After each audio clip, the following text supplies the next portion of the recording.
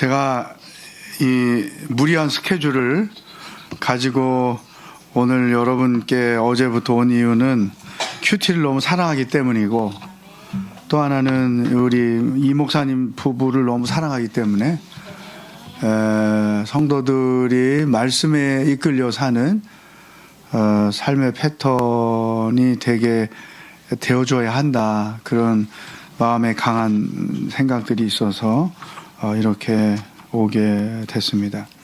자, 이제 오늘 마지막 시간 큐티는 어떻게 하는 것입니까? 43페이지 펴보세요. 교재 43페이지.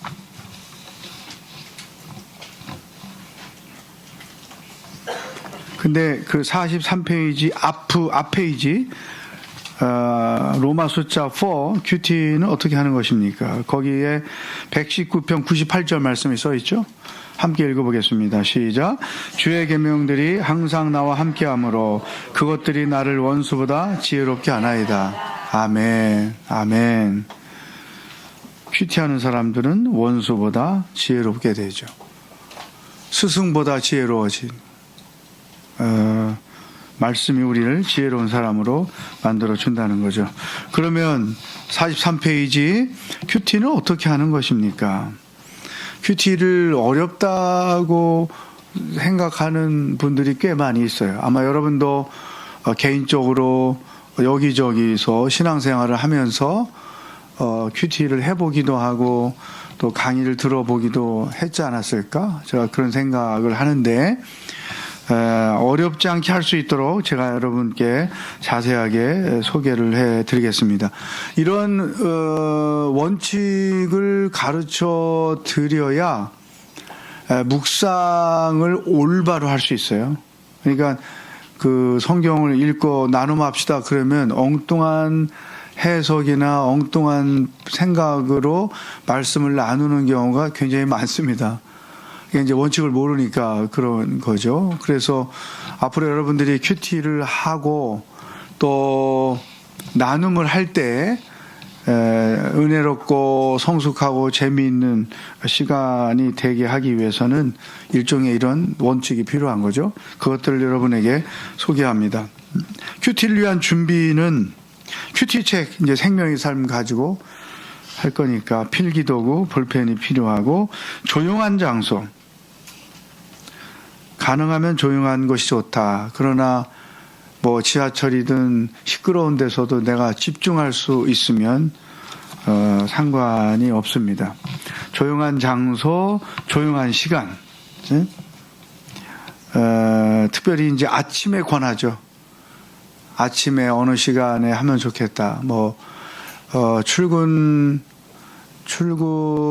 학교 애들 다 보내고 출근시키고 주부일 경우 혼자 남아있는 그 시간, 출근을 한 시간 먼저 해서 책상에 앉아서 그 시간, 뭐 학교 도서관 뭐 어디든 조용한 시간과 장소가 필요합니다. 그리고 진짜 중요한 것은 열린 마음과 들을 귀. 함께 읽어보겠어요. 시작. 하나님을 향한 열린 마음과 하나님의 음성을 듣고자 하는 들을 귀가 있어야 합니다. 하나님은 에스겔 선지자에게 말씀을 마음으로 받아들이고 귀로 들으라고 코치해 주셨습니다. 이것이 큐티하는 사람들이 가져야 할 말씀에 대한 태도입니다. 들을 귀와 열린 마음을 가지고 이제 큐티를 시작합니다. 제일 먼저 시작 기도. 간단한 기도로 시작합니다. 거기 45페이지 위에 두 가지 시작 기도 예를 들었는데 읽어보겠어요. 시작. 주님 말씀해 주십시오. 제가 듣겠습니다. 주님 제 귀를 열어 주의 음성을 듣게 하옵소서. 한두 문장으로 시작 기도를 합니다. 그리고 나서 두 번째 중요한 게 본문 읽기예요. 생명의 삶은 매일 묵상할 범위를, 내용을 정해서 주기 때문에 지속적으로 규칙적으로 큐티하는데 도움이 많이 되죠. 요즘에 이제 큐티 책들이 여기저기서 많이 나와 있는데 다 알죠, 제가. 그러나 가장 유스풀한 큐티를 할 수 있도록 가장 도움을 주는 책이 생명의 삶이라고 생각해요. 왜냐하면 본문 모르는 이해하기 어려운 내용들이 있을 수 있는데 그 뒤편에 본문에 대한 설명이 있고 그리고 본문과 관련된 예화들이 기록되어 있기 때문에 하루에 뭐 묵상하고 예화 한 번만 읽어도 영적으로 얻는 유익이 많은 거죠. 그래서 이 생명의 삶을 가지고 하면 본문을 두 번, 세 번 읽는데 큰 문제가 없습니다. 본문이 쉬우면 괜찮겠지만 이해가 어려운 것은 한 번 읽고 두 번 읽어보고 세 번까지 읽어보는 거죠. 근데 저의 경험에 의하면 첫 번째 읽을 때는 눈에 들어오지 않던 말씀이 두 번째 읽을 때 들어오고 알아지고 세 번째 읽을 때 또 들어오고 알아지고 그래서 이 반복해서 읽는 것이 필요합니다. 그런데 그냥 읽지 말고 세 가지 질문을 가지고 읽는 거죠. 뭐냐? 하나님께서 오늘 나에게 무엇을 말씀하시는가? 오늘 본문 말씀이 무엇을 얘기하는 것이지? 그런 질문을 가지고 읽어보세요.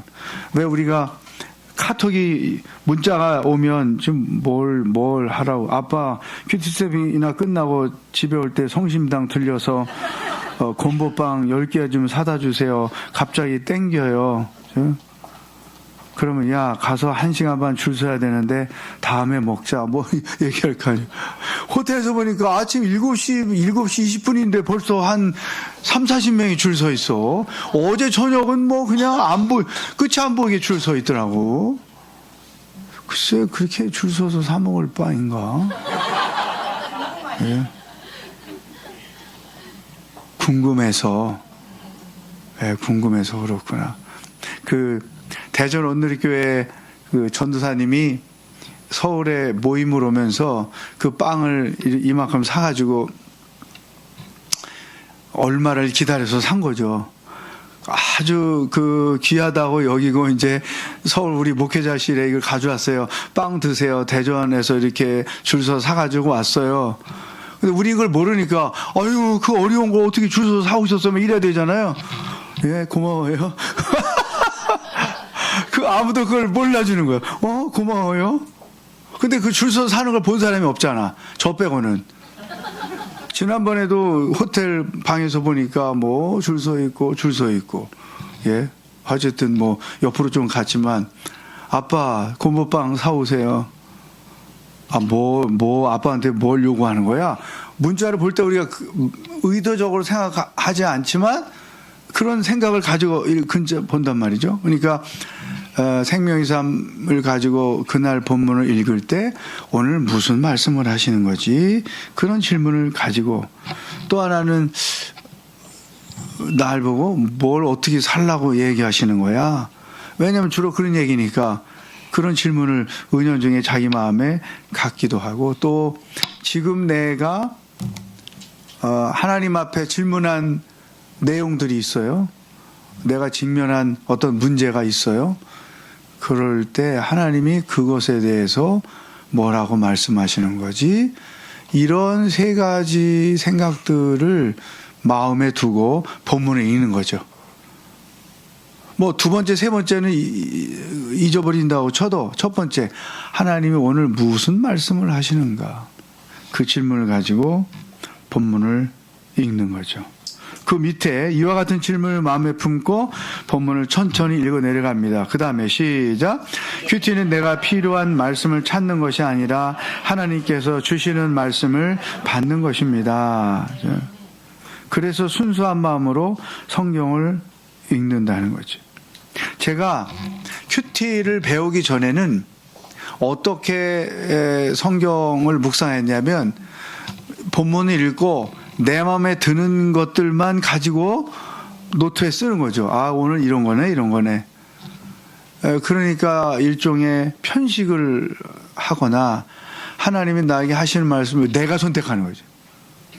하나님이 주시는 말씀을 받는 게 큐티인데 내가 선택해버려.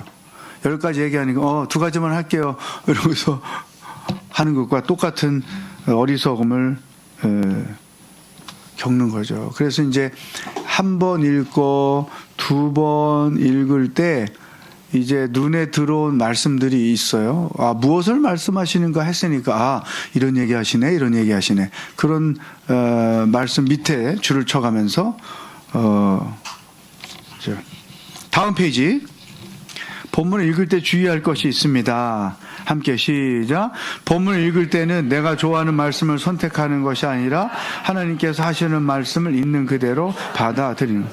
왜냐하면 자기가 원하는 말씀만 받으려고 하는 어리석은 습성이 있어요. 그러니까 하나님이 진짜 주시는 말씀은 못 들은 척, 안 보인 척 외면을 하는 거죠. 그런 실수를 우리가 하기 때문에 주어진 본문에서 자기가 그대로 받아들이는 거죠. 그 다음에 이제 묵상하게요. 시작 기도를 했어요. 본문을 읽었어요. 이제 묵상을 하는데 이 묵상이라는 것은 2가지로 해석을 해요. 불교식이거나 수도원식으로는 가만히 앉아서 내 마음을 비운다. 명상과 묵상을 혼돈해서 명상은 자기를 비우는 거죠. 생각을 비우고 마음을 비우고. 근데 묵상이 명상인 줄 아는 분들이 있어요. 그건 아니에요. 묵상은 명상과 어떤 차이가 있냐. 명상은 비우는 거라면 묵상은 채우는 거예요. 뭘로? 하나님의 말씀으로. 그래서 먹는 거예요. 먹는, 말씀을 먹는 거. 그러면 이 컵이 지금 흙탕물이 들어있다고 쳐요? 예? 써서 못 먹겠네. 어떡하지? 그럼 어떻게 해야 돼요? 여기다가 깨끗한 물을 계속 부으면 흘러 넘치면서 결국에 그 더러운 물들은 싹 사라져 버리고 깨끗한 물이 남아 있겠죠. 그러니까 말씀을 우리가 계속해서 내 안에 집어넣으면 그 말씀이 일종의 영적 화학 반응을 일으켜서 죄나 내 안에 더러운 생각이나 죄스러운 것들이 점점점 빠져나가고 말씀으로 채워지게 하는 거죠. 이게 묵상인 거예요. 그런데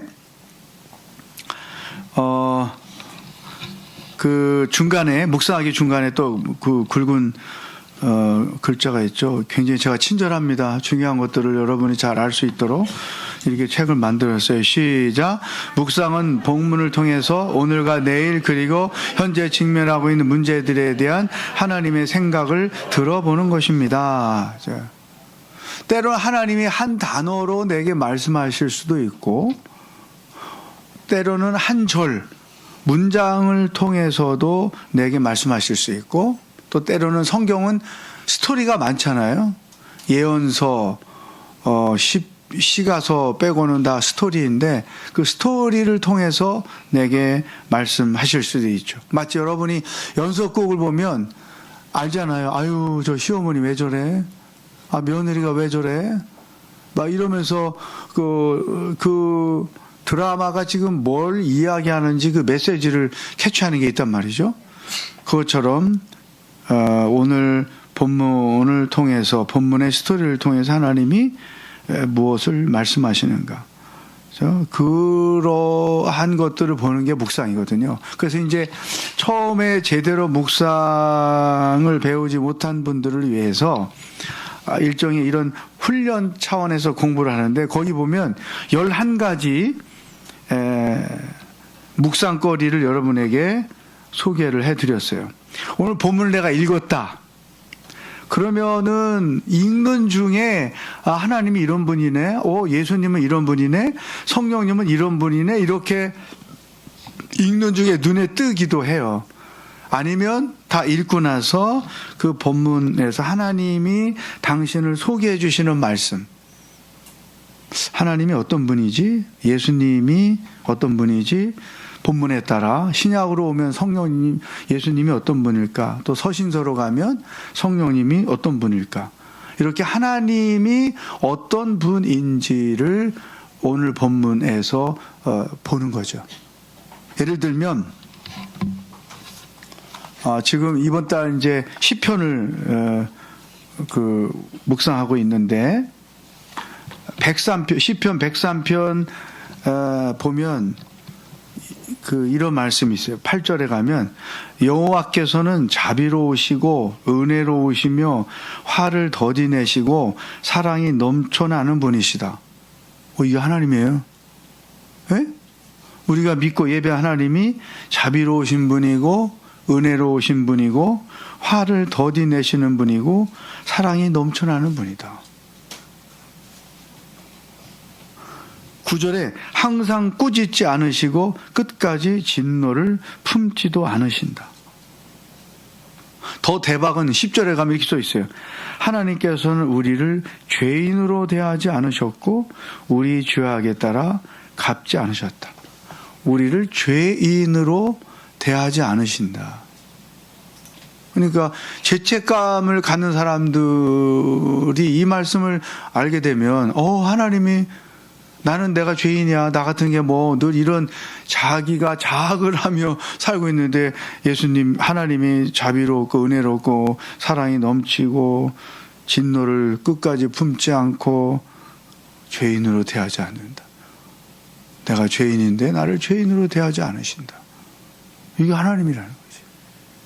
또 기가 막혀요.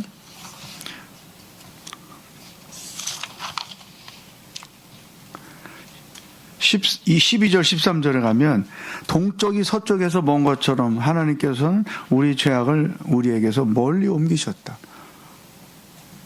예수 그리스도의 이름으로 죄를 고백했을 때 죄가 이렇게 됐다는 거죠. 13절에 더 또 감동이 돼요. 아버지가 자식을 불쌍히 여기듯 여호와께서도 주를 경외하는 사람들을 불쌍히 여기신다. 예. 이런 식으로 성경에 보면 곳곳에서 하나님을 소개하는 내용, 하나님이 어떤 분인지를 당신이 우리에게 보여주시는 내용, 예수님이 어떤 분인지 본문을 보면 예수님이 어떤 걸 좋아하고 어떤 것에 예민하시고 어떤 걸 싫어하는지, 성령님은 또 어떻게 역사하는 분인지 사도행전을 보면 우리가 알 수 있잖아요. 그래서 성경을 묵상할 때 제일 먼저 오늘 읽은 본문에서 하나님, 예수님, 성령님은 어떤 분인가를 보는 거죠. 여러분, 하나님을 아는 만큼 나의 믿음의 사이즈 세계가 결정이 돼요. 하나님을 아는 만큼 믿음 생활의 질이 달라져요. 수준이 달라져요. 예? 하나님을 모르는 만큼 삶이 질이 떨어질 수밖에 없는 거죠. 다윗이 골리앗 앞에서 어떻게 그렇게 큰 소리 쳐요? 하나님의 능력이 골리앗 능력보다 훨씬 크다는 걸 아니까 너 일로 와 해가면서 큰 소리 치는 거였죠. 근데 사울 왕은 하나님의 능력을 경험하지 못했으니 골리앗 앞에서 죽은 사람처럼 그러고 있는 거예요. 이게 엄청 다른 거예요. 하나님이 어떤 분인지를 알면 알수록 크리스찬으로서의 내 삶의 수준이 높아진다. 쓸데없는 걸로 염려하고 극심하고 걱정하고 그런 일이 없는 거지. 왜 하나님이 하시는데 그걸 내가 왜 그러고 껴안고 바보처럼 그러고 있어? 뭐 이렇게 되는 거거든요. 그래서 큐티할 때 본문에 하나님, 예수님, 성령님은 어떤 분인가를 보는 거죠. 두 번째는 성경 말씀은 우리들의 영혼의 거울과 같아요. 거울. 그래서 오늘 말씀을 읽어보니까 내 허물이나 죄가 보이게 돼 있어요. 오늘 말씀 읽고 내 허물과 죄가 뭔가,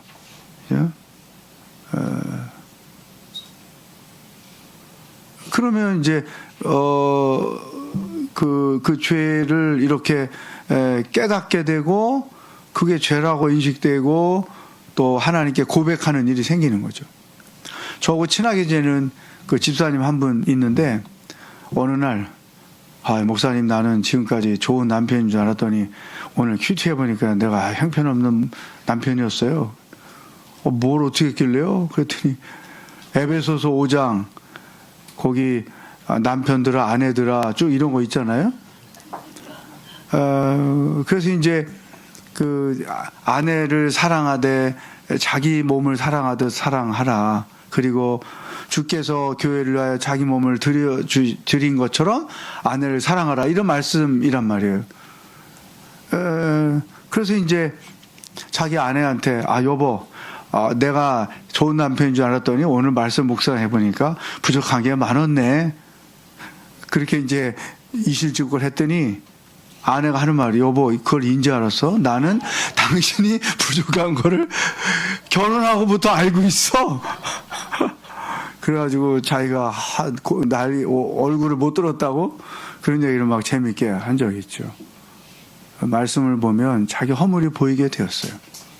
근데 부족한 게 뭔가 그것을 이제 찾아보는 거죠. 세 번째는 순종하라고 주시는 말씀. 성경에 명령령이 많아요. 이렇게 해라 저렇게 해라. 내가 아직 순종하고 있는 게 있을 수도 있고 하나님이 이렇게 말씀하시는데 아직 내가 순종 못하고 있는 게 있네.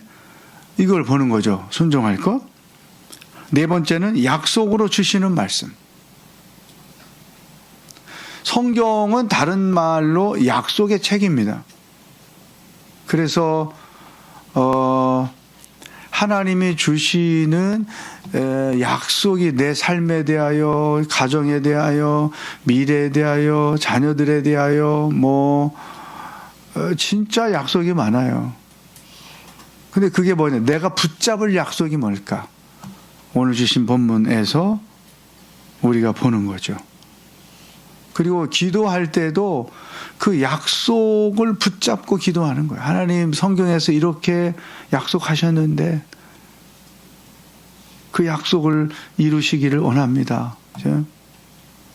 지난주에 94세 우리 권사님 남편이 이제 세상을 떠났는데 장례식장을 내가 갔더니 아니 무슨 남편 죽은 여자가 목사가 왔다고 예배는 저하고 순서가 안 맞아서 그냥 조문만 갔어요. 그분이 아주 유명한 분인데 아프리카 우물 파주기를 평생 헌신하는 돈만 생기면 보내고 그랬더니 그쪽에서 온 직원들이 장례식장에 가득 차 있더라고 이게. 근데 이 남편 죽은 아내가 목사님이 조문 왔다고 1시간 동안 나를 붙잡아 놓고 얘기를 하는 거예요. 이거 언제 스톱시키지? 타이밍만 나는 보는 거지. 그런데 그 1시간 동안 떠드는 얘기 중에 뭐가 있냐면 하나님은 진짜 약속을 지키는 하나님이에요. 그 남편이 아주 고약한 남편이었더라고. 교회도 못 가게 하고 11조 했다가 들켜가지고 난리 피우고 앞으로 11조 하면 너 저 용돈 한 푼도 안 준다. 생활비 한 푼도 안 준다. 협박도 하고 이런 인간이었더라고. 이게. 그래도 자기 남편이니까 주 예수를 믿으라. 그러면 너와 내 집이 구원을 얻으리라. 하나님 이 사도행전 16장 31절을 믿습니다. 나를 통하여 내 남편까지 구원하실 줄로 믿습니다. 10년, 20년, 30년, 40년, 94세니까 몇 년이야? 적어도 60년을 기다리면서 자기가 포기를 안 했대. 하나님은 약속을 이루시는 분이다. 그래서 남편을 위하여 기도할 때마다 하나님께 사도행전 16장 31절을 들이대면서 이렇게 한다고 그랬잖아요. 하나님 언제 하십니까? 언제 하십니까? 계속 하나님께 강권의 기도를 한 거죠. 그랬더니 3년 전에 이제 쓰러져서 자기 침대에 누워서 생활을 했는데 3년 전에 자꾸 귀신이 보인다고 부적을 좀 사오라고 그러더래요. 그래서 여보, 부적보다 더 센 게 있어. 그거 할까? 그래, 그거 좋지. 그 예수님이요. 예수님 믿어봐. 그러면 당신 귀신 안 보여. 어떻게 믿어? 나 따라해. 그래서 예수님을 거기서 영접시키고, 목사님 마음 변하기 전에 빨리 오세요. 그래가지고 세례주고, 결국은 구원받고 천국 갔다는 거죠. 성경에 보면 약속. 그러니까 고난을 이길 수 있는 힘도 약속에 있는 거죠.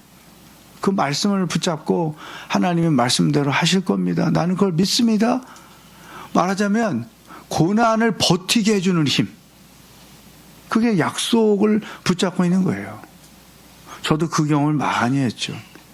그래서 내가 오늘 붙잡을 하나님이 주시는 약속은 어떤 게 있는가. 그거를 본문 읽은 말씀에서 보는 거고, 또 다섯 번째, 현재 직면한 상황에 대한 해법으로 주시는 말씀.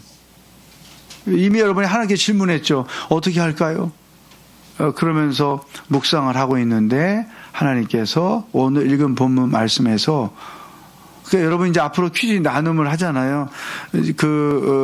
주일날 모임에서도 할 거고, 또 매일 이제 큐티 한 걸, 묵상한 걸 한두 줄씩 이렇게 올리거든요. 난 오늘 이 말씀 묵상했습니다. 나 이거 했습니다.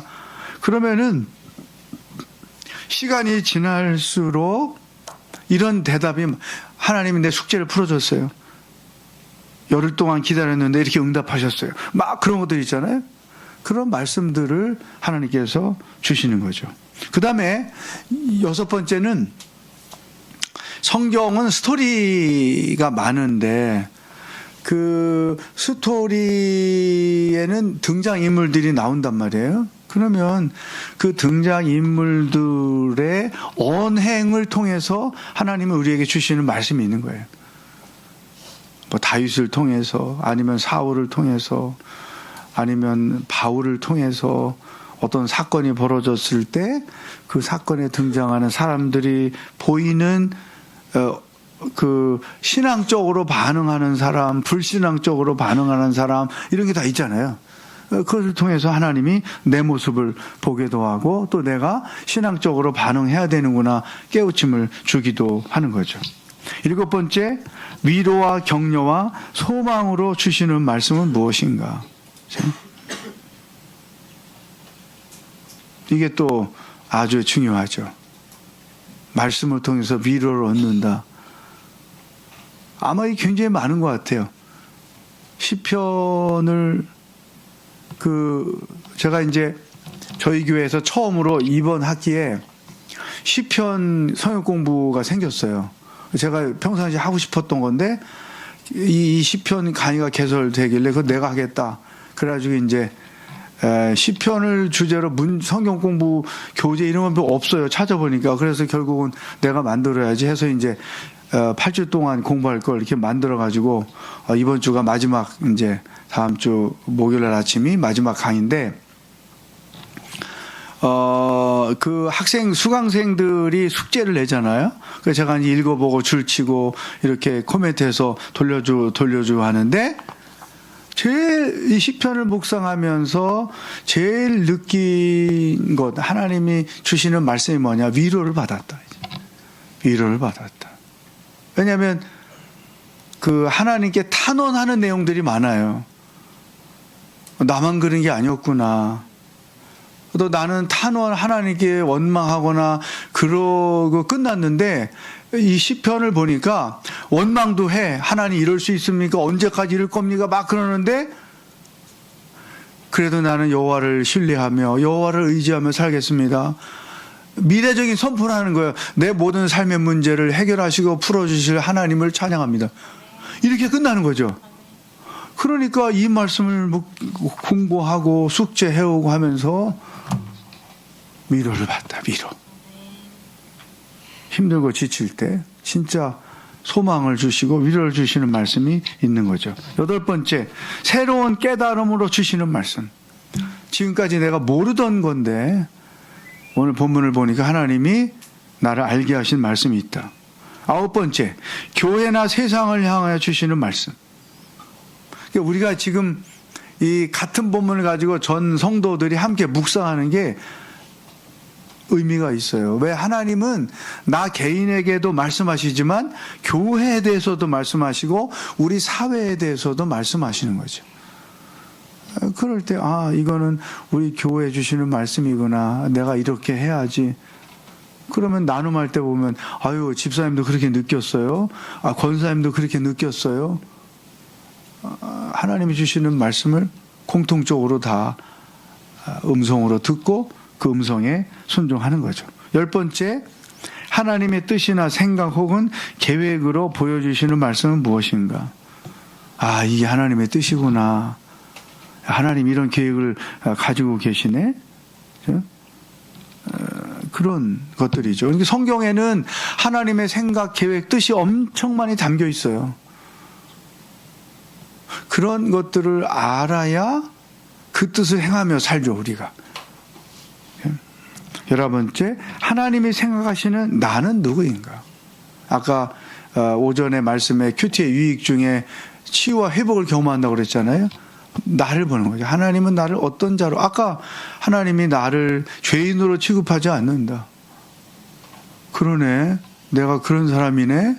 이런 하나님이 생각하시는 내가 누군지.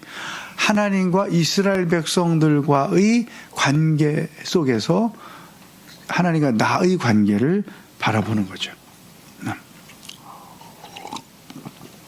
자, 이런 11가지 내용들이 보통 우리가 묵상할 때 본문에서 우리에게 말씀하시는 내용들인 거죠. 제가 저의 경험을 100분 활용해서 이렇게 말씀하시는 내용들을 알기 쉽게 여러분에게 소개하는 거죠. 그 밑에 굵은 글씨의 문장, 묵상은 시작. 묵상은 하나님의 위대하심은 물론 우리 자신의 연약함과 부족함을 알게 하여 겸손하게 하며 하나님의 사랑을 알게 하여 위로와 평안도 얻게 해줍니다. 아멘. 묵상은 하나님의 뜻을 밝혀주어 우리가 그분의 뜻을 따라 살게 합니다. 그리고 나서 이제 기록을 하는 거예요. 여기 11가지 중에 오늘 묵상한 내용이 2가지가 있다. 나의 허물과 연약함을 보여주신 말씀이 있다. 그러면 내가 이런 기도도 안 하고 걱정과 근심부터 먼저 하는 스타일인데 그게 하나님이 기뻐하시는 방법이 아니었구나. 이런 내게 주신 말씀들, 하나님은 이런 분이었네. 이런 내용들을 기록을 하는 거죠. 그래서 제가 권하기는 이 생명의 삶을 가지고 이 빈 종이에다가 일단은 묵상을 쓰고 그 다음에 노트를 한 권씩 사셔가지고 묵상 노트라고 꼭 제목을 붙여요. 묵상 노트. 그래서 오늘 묵상한 말씀 중에 정말 특별하게 하나님이 내게 주신 것으로 들려지는 것들은 묵상 노트에다가 날짜, 그 다음에 묵상한 본문 쓰고 거기다가 서너 줄이라도 좋고 7줄도 좋고 그 한 페이지 종이를 다 채우려고 하지 말고 몇 문장들로 오늘 묵상한 내용들을 여기다가 정리를 하는 거죠. 그래서 기본적으로는 생명의 삶에 먼저 쓰고 그 다음에 정리해서 묵상 노트를 만들면 이 기록이 주는 영적 유익이 굉장히 커요. 저도 묵상 노트를 오랜 세월 계속 쓰고 있죠. 최근에는 이제 컴퓨터에다가 쓰기 시작을 했는데 왜냐하면 저는 묵상 노트는 무조건 만년필을 쓰는데 이 노트의 질이 잘못돼가지고 자꾸 퍼지니까 짜증이 나는 거예요. 그래서 안 되겠다. 컴퓨터에 쓰자. 그래서 이제 컴퓨터에다 타이핑을 하고 있죠.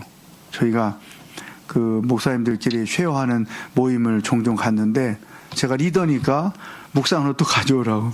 그러면 다 이 핸드폰 하나 딱 다 들고 와요. 요새 목사님들. 그래가지고 여기 들어가서 이제 자기가 묵상해 놓은 거 끄집어가지고 몇 월 며칠 이런 거 묵상했어요 하고 읽어서 쉐어하고 시험하고 그런 시간을 갖거든요. 그러니까 뭐 여기에다 써도 좋고 노트에 써도 좋고, 어차피 여러분이 이제 주일날 예배 마치고 식사한 뒤에 셀 모임을 할 때는 묵상을 나누기 때문에 노트를 들고 오든지 아니면 생명의 삶에 잘 정리해서 써가지고 오든지 아니면 이런데 써가지고 오든지 해서 나눔을 하게 되는 거죠. 기록을 해야 내가 묵상한 내용이 없어지지 않아요. 또 돌아보면 그것이 또 은혜가 되고 하는 게 아주 기록에 중요한 것이죠. 네 번째, 묵상한 내용을 기록했어요. 그 다음에 이제 적용하기까지 가야 되는 거죠. 자, 거기 굵은 글씨로 47페이지 밑에 시작. 묵상이 하나님의 음성을 듣는 것이라면 적용은 행동으로 하나님의 말씀에 반응하는 것입니다. 오늘 묵상을 했어요. 그러면 내가 이제 어떻게 살지? 그러니까 두 가지 질문. 무엇을 말씀하셨지? 오늘 내가 어떻게 살아야 되지? 이 두 가지 질문이 큐티의 아주 중심인 거죠. 묵상과 적용. 구체적으로 오늘 묵상한 말씀을 어떻게 내가 적용할까? 그죠? 예를 들어 아까 하나님이 우리를 죄인으로 대하지 않으신다. 근데 나는 그동안에 너무 나 자신이 나를 죄인으로 취급했어요. 꼴뜻하면 죄책감에 사로잡혀 있고, 그러나 이제는 그 죄책감을 다 내려놓자. 그리고 하나님이 기뻐하시는 의인으로서 살자. 더 이상 나를 죄인 취급하지 말자. 이런 어떤 내 생각을 바꾸게 하는 적용이 있을 수도 있고, 습관을 바꾸게 하는 적용이 있을 수도 있고, 행동을 바꾸게 하는 적용일 수도 있고, 말하는 태도를 바꾸게 하는 적용일 수도 있고, 또 지금 당장 적용해야 될 말씀이 있고, 그런 상황이 벌어졌을 때 적용해야 될 말씀들이 있고, 그런 거죠. 그래서 적용은 다음과 같은 세 단계의 과정을 필요로 한다. 기록합니다. 적용할 것도 묵상한 다음에 기록을 하는 거죠. 적용될 상황은 다양하다.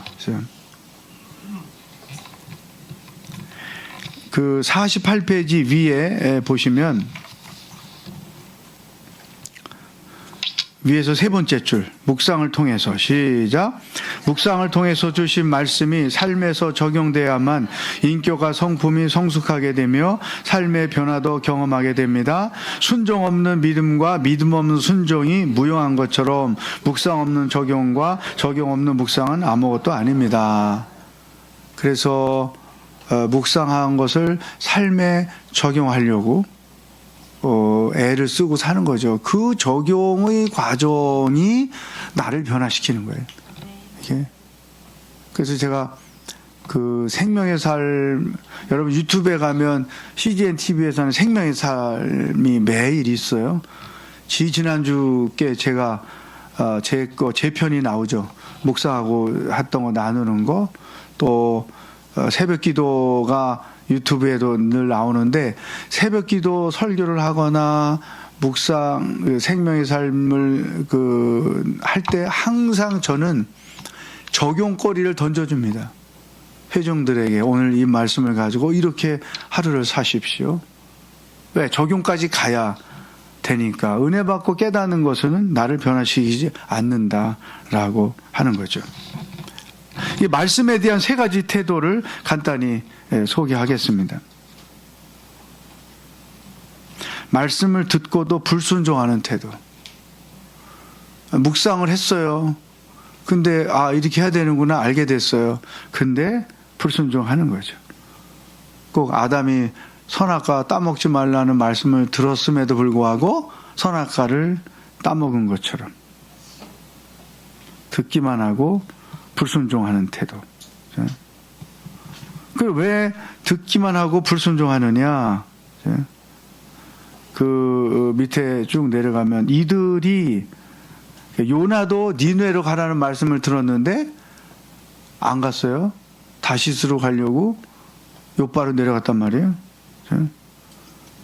이들이 하나님의 음성을 분명히 들었으면서도 불순종하는 것은 그분의 명령이 줄을 치세요. 자기 자신들의 생각과 달랐기 때문이다.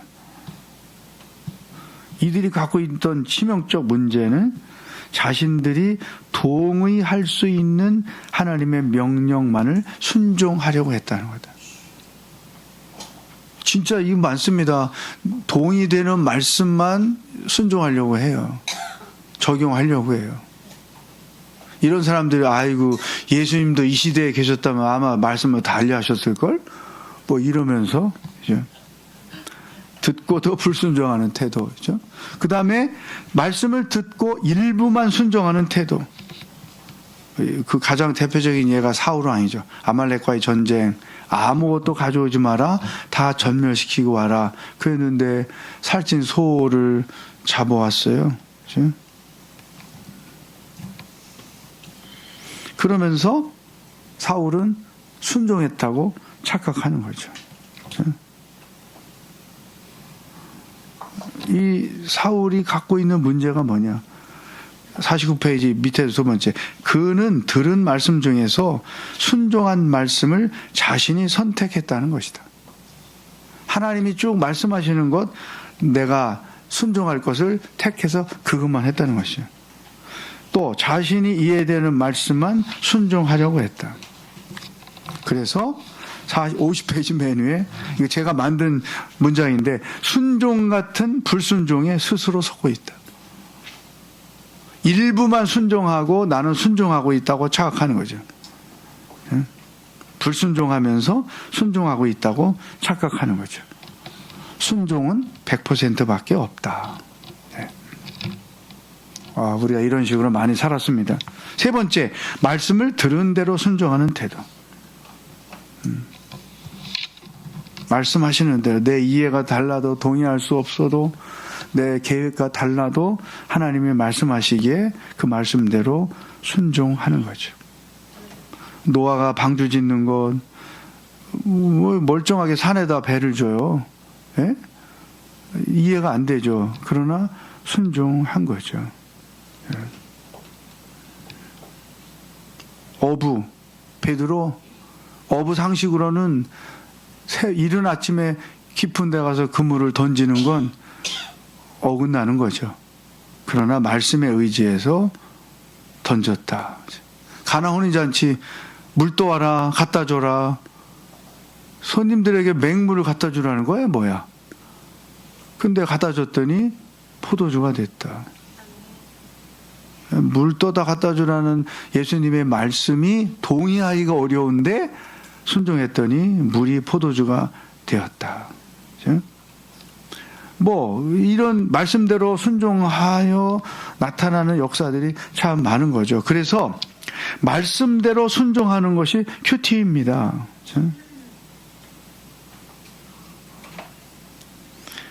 그 예로 이제 어떤 다윗이 사무엘하 6장에서 보면 법궤를 블레셋에 머물고 있는 법궤를 예루살렘으로 이송해 오는 거예요. 법궤란 하나님이 거기 계시다는 증거인데 이 법궤를 빼앗겨 가지고 이방 민족에게 있으니 하나님을 사랑하는 다윗의 마음으로는 편하지 않은 거예요. 그래서 이제 법궤를 예루살렘으로 운송하는 프로젝트를 진행하는데 소 구루마에 법궤를 싣고 오다가 소가 찌려고 하는 바람에 그 법궤가 무너지지 않도록 잡았다가 베레사라는 사람이 거기서 즉사를 하죠. 그래서 할 수 없이 오베데돔 집에 머물렀다가 다시 이제 이송을 하는데 첫 번째 이송하고 나서 실패해가지고 다윗이 고민한 거죠. 주님을 위해서 법궤를 옮겨오는데 뭐가 잘못됐지? 알고 봤더니 법궤는 소 달구지에 얹어서 옮기게 돼 있는 게 아니라 레위 사람들이 어깨에다 메고 옮겨지게 돼 있는 거예요. 여기서 진짜 우리가 이 교회 생활하면서 실수하는 게 있어요. 아니, 방법이 뭐가 중요해? 법궤를 예루살렘에 어떤 방법으로든 갖다만 놓으면 되지. 우리는 그 생각인데 하나님은 하나님을 위한 일이라도 성경대로 해라. 그게 하나님의 말씀이에요. 그러니까 우리가 말씀대로 순종하는 거에 대해서 얼마나 하나님이 예민하게 반응하는지를 이 사건을 통해서 알 수가 있는 거죠. 여러분, 강화도에 가면 복음이 처음에 그 땅으로부터 들어왔기 때문에 교회가 엄청 많아요. 강화도에. 아주 엄청난 그 스토리가 거기 있어요. 이제 부자가 복음을 받아들였어요. 하나님의 은혜를 알게 됐어요.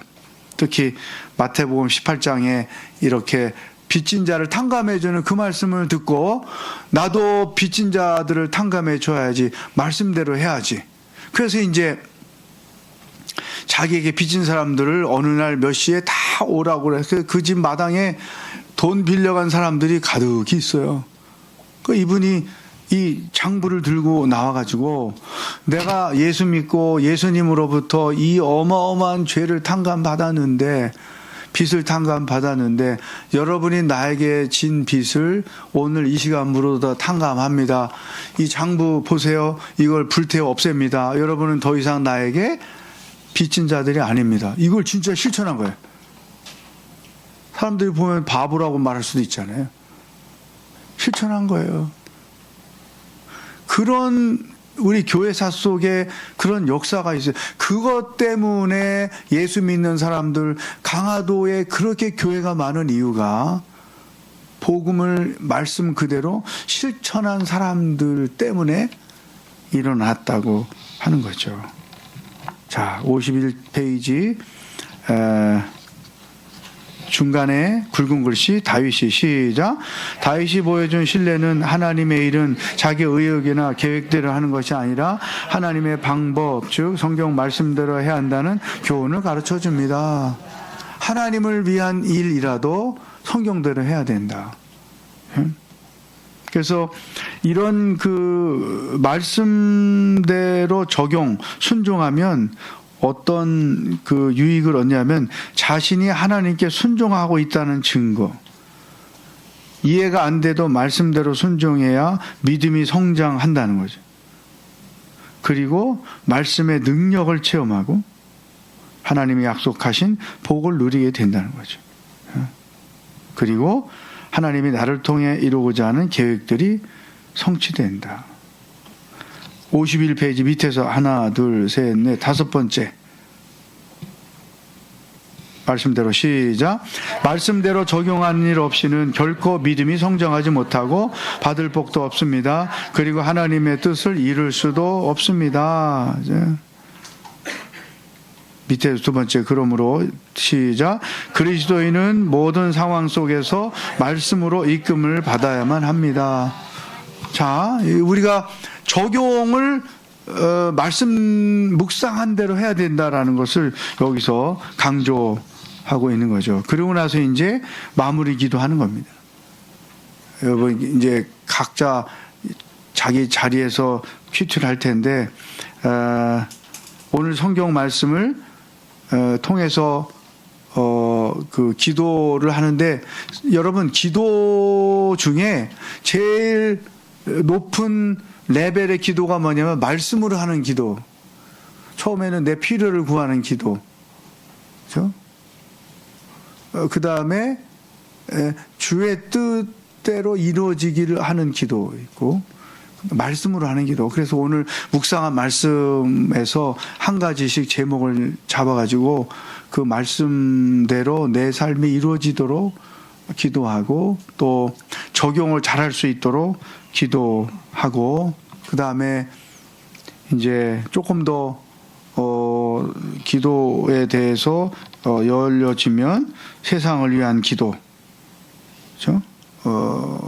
거기 써 있는 자신을 위한 기도, 말씀으로 하는 기도, 세상을 위한 기도, 이렇게 해서 이제 기도 카드가 있으면 뭐 월요일 날은 뭘 위하여, 화요일 날 뭐 이렇게 월화수목금토일 해가지고 기도를 하면 훨씬 좋죠. 묵상 노트 첫 페이지에다가 그런 걸 써놓고 기도해도 중요한 것이죠. 자, 이렇게 해서 시작 기도하고 읽고 묵상하고 적용거리까지 찾아서 노트에 기록하고 그리고 클로징 기도를 하고 삶에서 이제 그 말씀대로 순종하며 살아가는 거예요. 이게 큐티하는 거죠. 자, 여러분에게 한 가지 질문하겠어요. 실습하기 전에. 이 질문의 답을 맞히는 분에게 저도 책을 한 권 가져왔거든요. 누군가에게 주려고. 예. 제 큐티 책 중에 제일 많이 팔린 책입니다. 이 책이. 예. 질문하겠어요. 큐티에서 가장 중요한 것은 무엇인가? 적용. 말씀 묵상. 예수님을 닮아가는 것. 순종. 맞았습니다. 큐티에서 제일 중요한 거 매일 하는 거예요. 아무리 이렇게 강의 들어도 매일 안 하면 아무 소용이 없는 거지. 나오세요.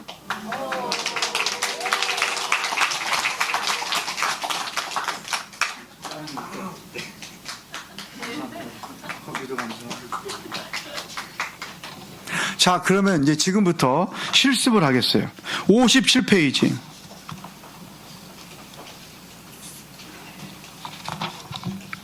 두 가지 샘플을 제가 소개했는데 하나는 스토리이고 하나는 말씀 간단하게 나와 있는 거죠. 거기 큐티 샘플을 이렇게 제시해 놨는데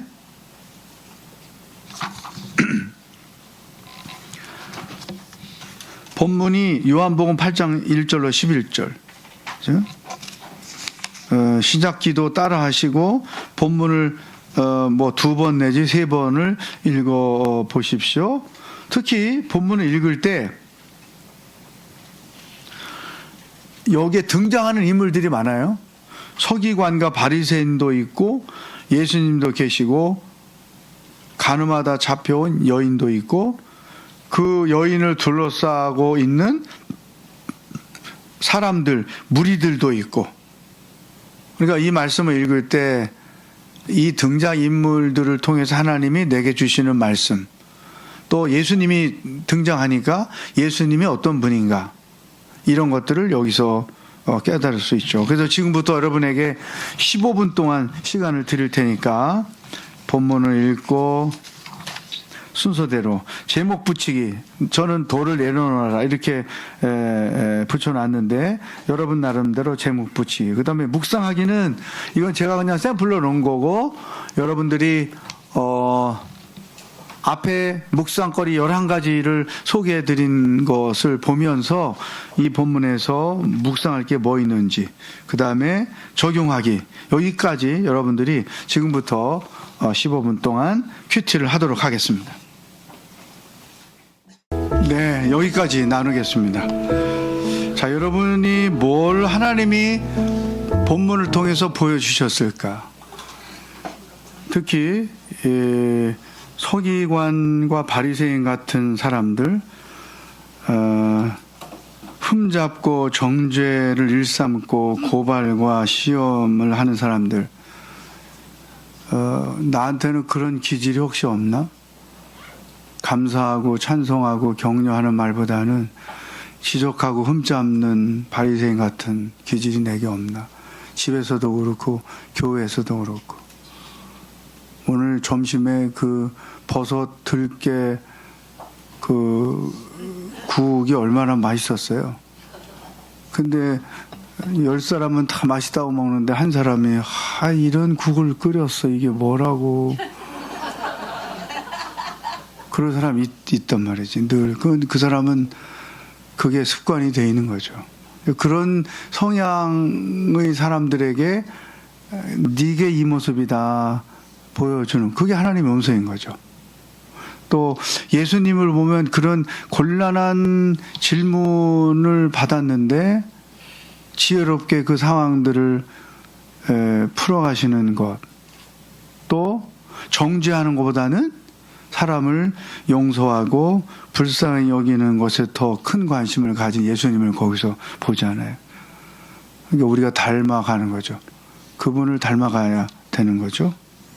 또 이 무리들을 보면 항상 돌을 들고 다녀. 던질 데 없나 하고. 근데 옳고 그름을 판단해서 던지는 게 아니라 그냥 던지라니까 던지는 이런 어리석은 거죠. 그러나 또 양심의 가책을 받아서 떠나기도 하고. 그러니까 이 스토리가 세 가지로 구성이 되어 있는데 이런 묵상을 할 때 나에게 하나님이 주시는 내 모습을 보여주는 것, 그것을 알고 교회 와서 절대로 지적하는 소리 하지 말자. 격려하고 감사하고 축복하는 소리 하자. 그걸 자기 삶에 적용하는 거죠. 우리 교회 은퇴하신 장로님이 있는데 서울 살다가 이제 은퇴하고 양지에 전원 마을에 와서 사시는 분인데 언젠가 저를 만나서 자기 얘기를 하는데 자기가 예수 믿게 된 과정 그러면서 교회 생활할 때 장로가 되고 은퇴할 때까지도 아니 지금까지도 은퇴 장로로서 자기가 평생 지키는 원칙이 하나 있는데 딱 교회 가서 잔소리하지 말자.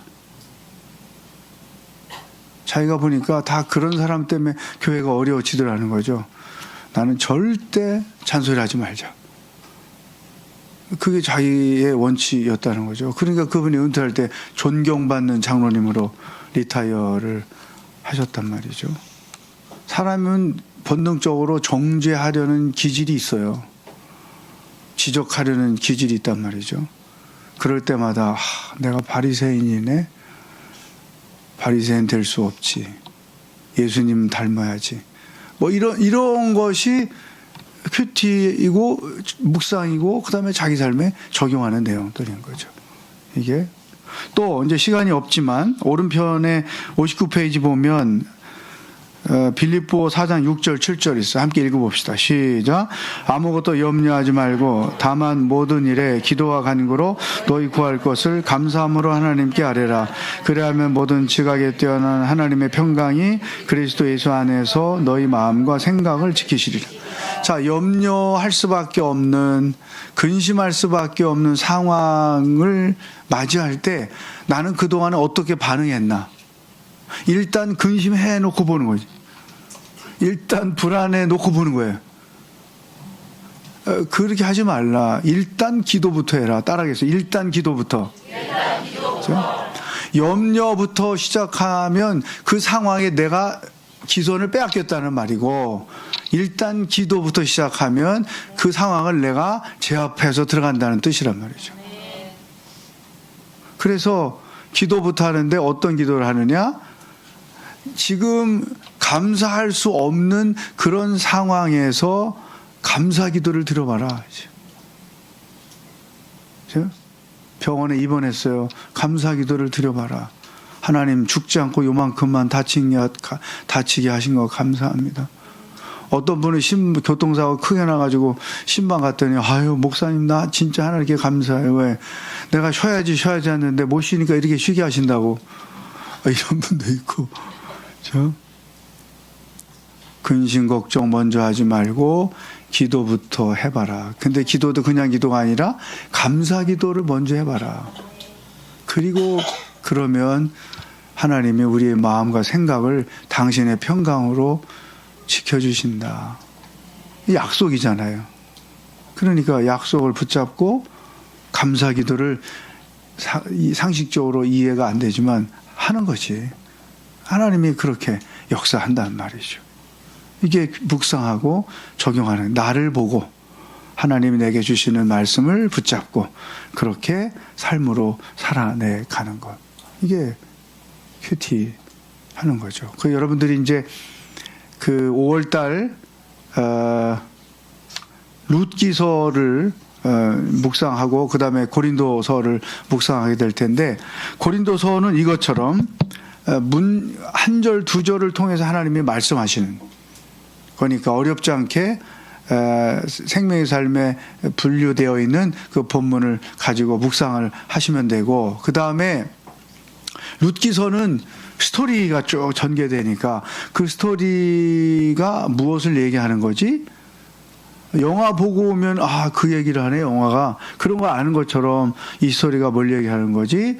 거기에 등장인물 룻과 나오미 스토리, 그 다음에 그가 또 그 남편을 만나서 가게 되는 과정, 이 과정 속에 하나님은 어떤 역사를 하고 계신가, 하나님이 행동하시는 것, 뭐 이런 내용들을 11가지를 가지고 한번 찾아보시고 묵상을 적고, 그리고 적용 적고, 묵상 노트에 정리해서 중요한 문장들을 몇 문장 써서 가보고, 이렇게 해서 이제 큐티를 시작하시면 아마 은혜로운 시간을 가지게 될 거예요. 셀별로 나눔을 할 때 어떻게 해야 되는지는 여기 뒤에 제가 큐티 나눔 방을 소개합니다. 이거는 이제 우리 이 목사님을 통해서 셀 모임 시작할 때 간단히 모두가 지켜야 하는 일종의 규칙, 그 규칙을 서로 공유하고,